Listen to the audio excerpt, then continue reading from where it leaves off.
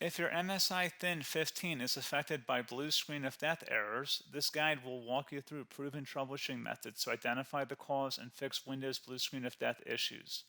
So whether you're performing updates, you're getting an IRQR not less or equal message, K-mode exception not handled, kernel data in-page error, a lot of errors pertain to this problem, and we're going to go ahead and jump into what should hopefully be a pretty straightforward process, guys, and we're going to go ahead and jump right into it. So first thing I'd recommend doing would be to actually go ahead and boot to the troubleshooting utility on Windows 11. So if you do a hard power off 3 times in a row, Windows should automatically attempt to launch the starter prepared utility. And if it doesn't find anything, it will give you the option to select advanced settings, in which case it will take you to a screen that looks like this.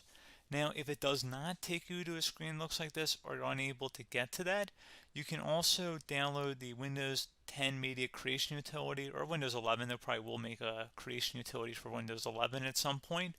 And it doesn't really matter, you can actually run the Windows 10 utility on Windows 11 as far as I'm aware. And you should be able to run the troubleshooting utilities built in within it. So you just would go ahead and download it to an ISO file and then burn it to a DVD or USB. It'd have to be about 4 gigabytes or more. It couldn't be a small USB flash drive, and it couldn't be a CD. It'd have to be a DVD. And then you boot your computer from it. So depending on the computer manufacturer, you'd have to tap a different key on your keyboard in order to launch that menu, in order to select what boot drive you want to go off of. So it could be anything between the escape key, F2, F8, F12, for example, and those are the function keys on the top of your keyboard. So you may have to just do a little bit of trial and error. Shouldn't take you more than a couple minutes. Googling it would probably be best before you even begin. But anyway, we're ready to go ahead and jump right into it. So we're on the choose an option page. So these will look very similar whether you're booting from it directly within Windows itself, or if you're plugged in a USB flash drive with the media creation utility installed and you selected the recovery option. So when you are setting up your Windows 11 installation or Windows 10, depending on the drive you're using, there should be an option to repair your computer in the bottom left corner of the dialog window, one of the first screens that comes up. You go ahead and select that, and then it would take you to a troubleshooting screen like you see here. And you want to go ahead and select troubleshoot, reset your PC, or see advanced options. And then there are going to be a whole bunch of options in here that we're going to explore in today's video. The first one, we're going to actually go underneath advanced options, and then select startup repair, fix problems that keep Windows from loading. So go ahead and select that first.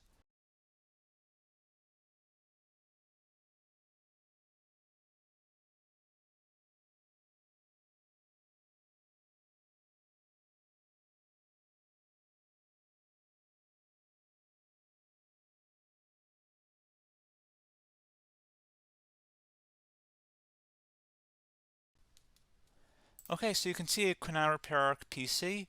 That was our first option we could try. Something else, if we go back into advanced options here, and then select troubleshoot, we're going to go underneath advanced options again. You can go ahead and actually access safe mode by selecting startup settings.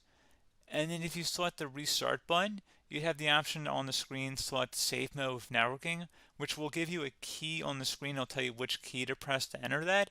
I believe it's the F7 key. It'll do that for you. I'm not going to go over that in today's tutorial because I don't really want to go into safe mode, but you're more than welcome to attempt that by going into here and then selecting restart.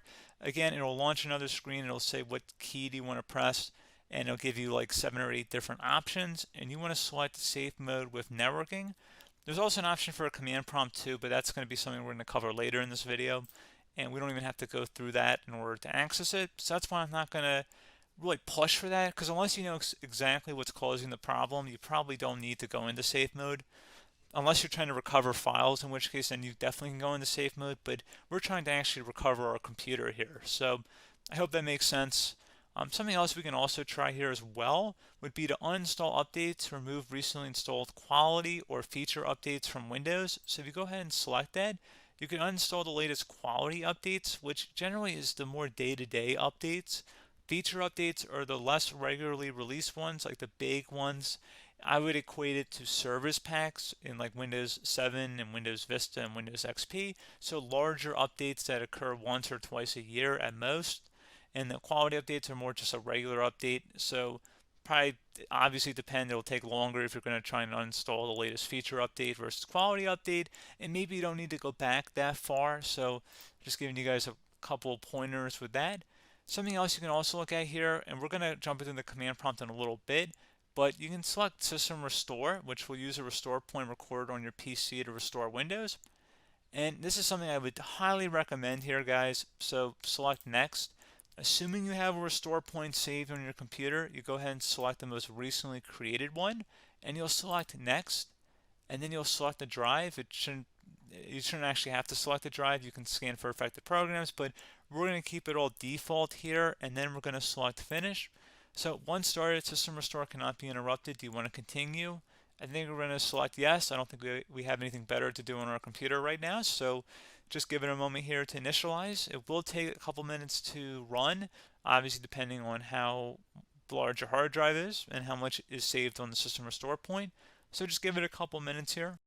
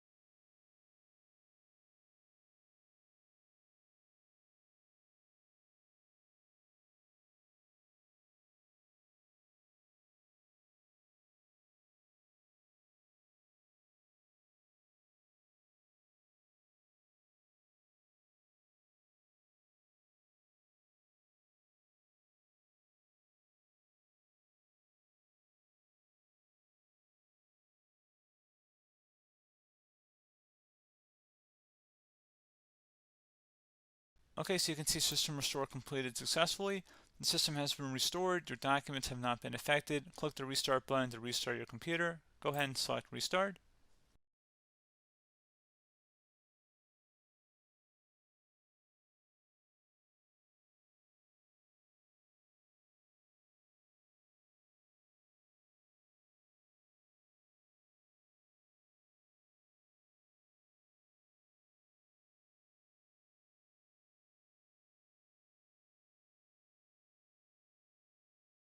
Okay, so you can see the system has been restored successfully. We're going to go over a couple different methods in addition to that if that did not work. So I'm just going to pause the video and we're going to start back up on the recovery screen that we started with. Okay, so a couple other things we can try here too. If you go back into troubleshoot, you can select reset your PC, while you choose to keep or remove your personal files and then reinstalls Windows. You can select to keep my files, which will remove apps and settings but keeps your personal files. You can also select remove everything, which will remove all of your personal files, apps, and settings.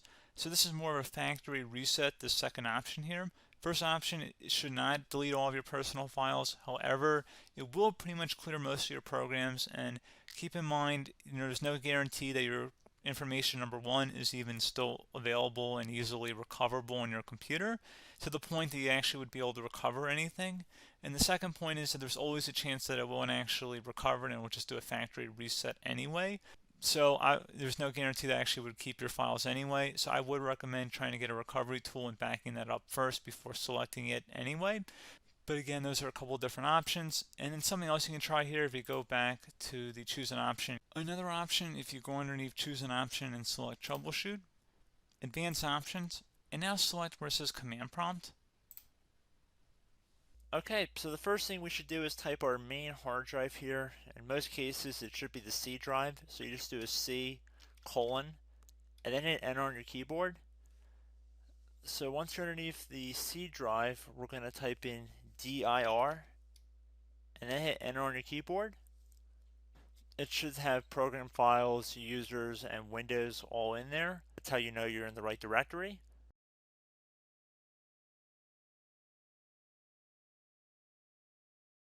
In some cases, it might be the D drive as well, so just keep that in mind.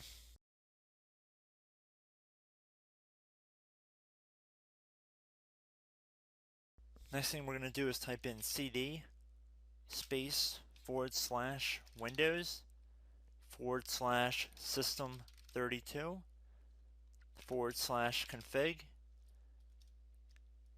and then you're going to hit enter on your keyboard.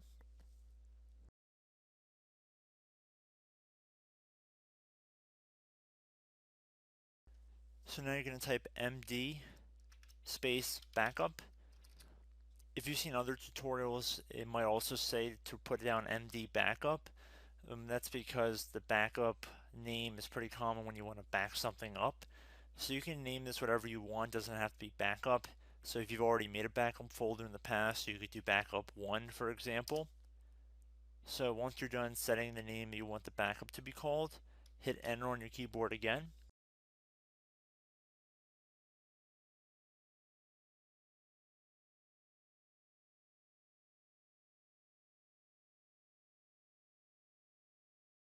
At this point you want to type copy, C-O-P-Y, space, then you want to do the star symbol above the 8 key, then do a period or a dot, whatever you want to call it, then another star sign, and then another space, and then type backup, and then hit enter on your keyboard.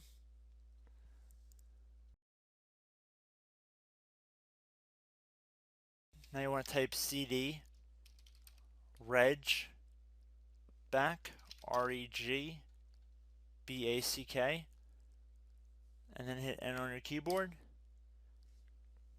So now that we are under the reg back, so now you want to type dir again, and then hit enter.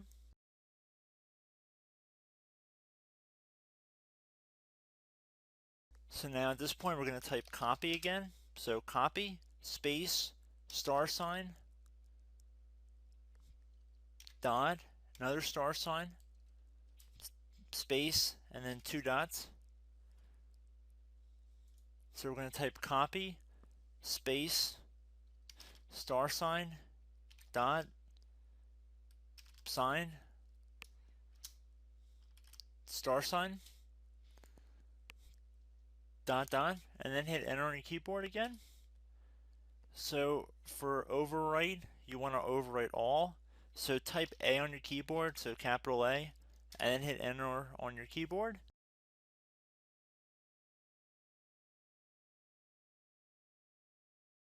So at this point, you should be good to go. You can close out of the command prompt window, and if you accidentally continue to Windows 10, you should be all set.